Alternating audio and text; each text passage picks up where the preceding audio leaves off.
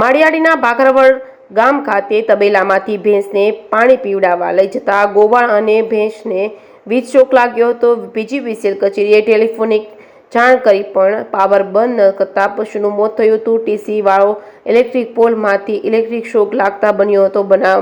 માલિક નારાયણભાઈ ગોસ્વામી દ્વારા અમરાપુર જેટકો સબસ્ટેશન તેમજ અવન્યા સબસ્ટેશનમાં જાણ કરી હતી। ભેંસ જીવતી છે અને થાંભલે ચોંટી ગઈ છે તો પાવર બંધ કરવાની જાણ કરવા છતાં હાજર સ્ટાફ એ રિપ્લાય ન આપ્યો હતો। માળિયાડીના પીજીવીસીએલ ઇજનેરને જાણ કર્યા બાદ કપાયો હતો પાવર। ટાઈમસર પાવર કટ થયો હોત તો ભેંસ બચી જાત। સદનસીબે ભેંસને બચાવવા ગયેલ ગોવાળને પણ શોક લાગ્યો હતો પણ ગોવાળનો ચમત્કારી બચાવ થયો હતો। કેકેએસ ગુજરાતી સાથે પ્રતાપ સિસોદિયા, માળિયાહાટીના।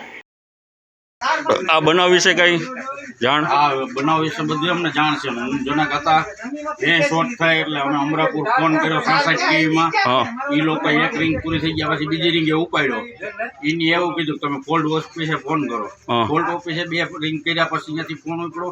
એ પછી અમરાપુર એ લોકોએ ફોન કર્યો, ત્યાર પછી લાઈટ બંધ થઈ, ભેંસ મરી ગઈ। એવું હતું? ભેંસ બસી જાય, ભેંસ બચી જાત। હા નહીં તો ભેંસ હા જનકભાઈ તમે ફોન કરેલો? ફોન કરેલો 8 ને 36 પછી ઉપાડ્યો નહીં। ઉપાડ્યો તો કે માળિયા કરો સાહેબને કર્યો તો સાહેબે બંધ કરી તા ભેંસ મરી ગઈ। અમરાપુર કર્યો એની બંધ કરતી હતી તો ભેંસ બચી જાય।